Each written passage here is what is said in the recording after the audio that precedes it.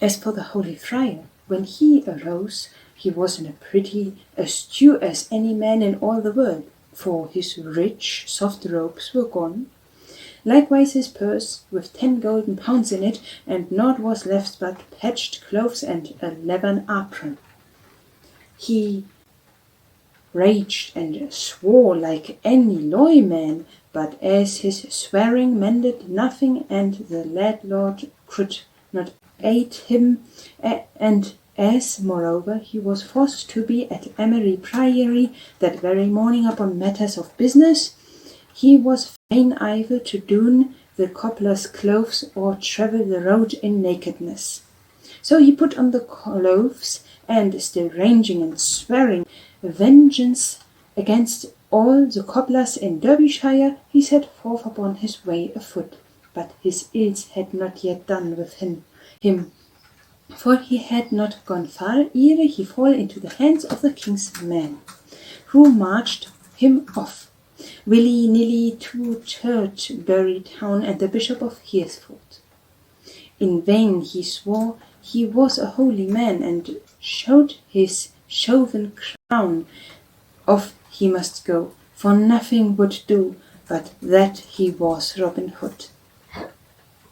Meanwhile, merry Robin rode along contentedly, passing safely by 2 bands of the king's men, until his heart began to dance within him, because of the nearness of Sherwood.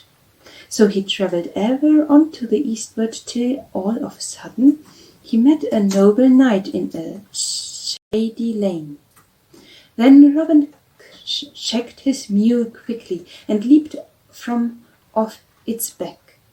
"Now well meet, Sir Richard of the Lea," cried he, "for rather than any other man in England would I see thy good face this day." Then he told Richard all the happenings that had befallen him, and that now at least he felt himself safe, being so nigh to Sherwood again. But when Robin had done, Sir Richard shook his head sadly. "Thou art in greater danger now, Robin, than thou hast yet been," said he.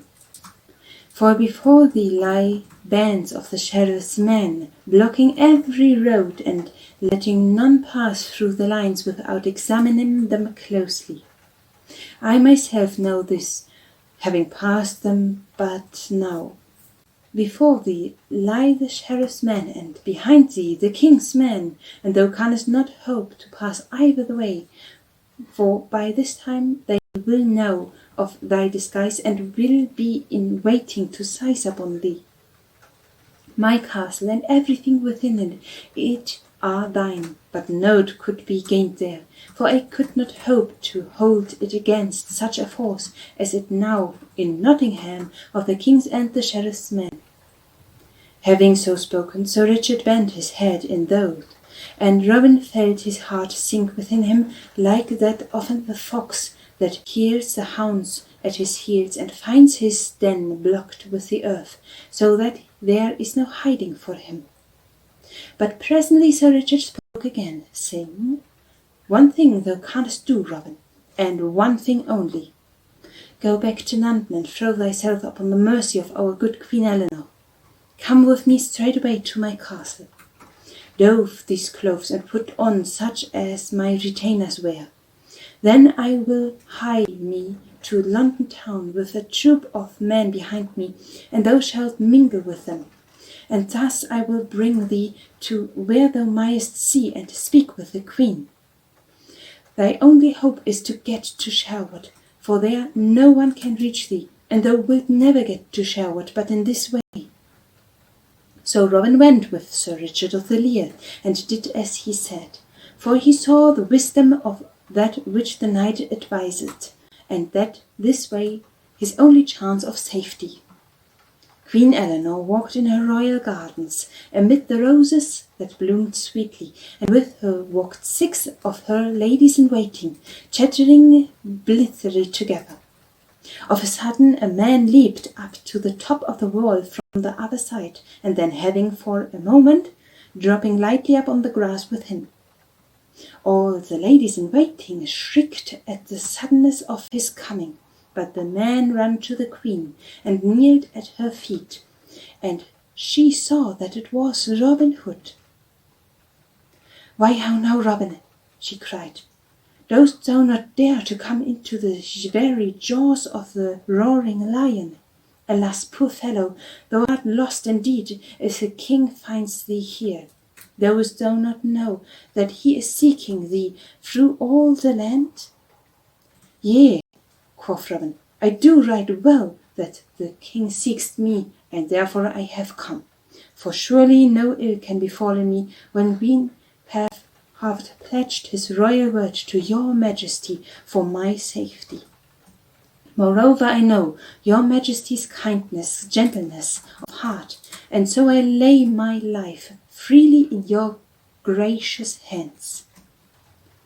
"I take thy meaning, Robin Hood," said the queen, "and that thou dost convey reproach to me, as well thou mayest, for I know that I have not done by thee as I ought to have done.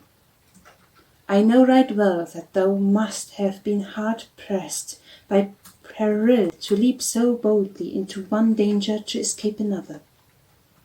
Once more I promise thee my aid, and will do all I can to send thee back in safety to Sherwood Forest.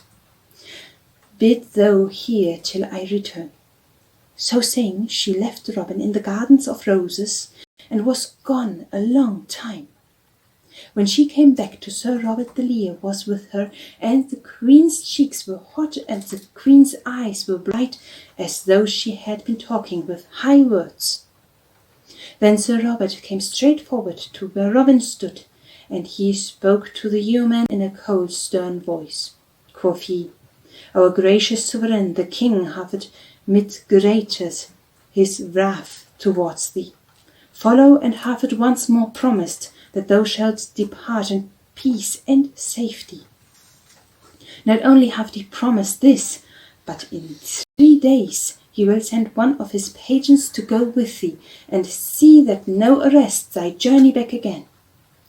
Thou mayest thank thy patron saint that thou hast such a good friend in our noble queen.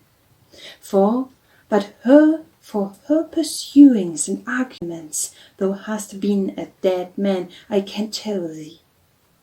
Let this peril that thou hast passed through teach thee 2 lessons. First, be more honest. Second, be not so bold in thy comings and doings. A man that walketh in darkness as thou doest may escape for a time, but in the end he will surely fall into the pit. Thou hast put thy head in the angry lion's mouth, and yet thou hast escaped by a miracle. Try it not again." So saying, he turned and left Robin and was gone. For 3 days Robin abided in London in the queen's household, and at the end of the time the king's head page, Edward Cunningham, came and, taking Robin with him, departed northwards upon his way to Sherwood. Now and then they passed the bands of the king's men coming back again to London, but none of those bands stopped them, and so at least they reached the sweet, leafy woodlands.